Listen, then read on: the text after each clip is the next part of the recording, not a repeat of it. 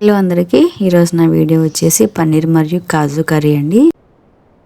కోసం అయితే ముందుగా పన్నీర్ని చిన్న చిన్న ముక్కలా కట్ చేసుకుని కాస్తంత ఆయిల్ యాడ్ చేసుకుని దోరగా ఫ్రై చేసుకుని ఈ ఫ్రై అయిన ముక్కలన్నిటిని కాస్తంత వాటర్ యాడ్ చేసుకుని వాటర్లో 10 నిమిషాలు నానబెట్టుకోవాలి.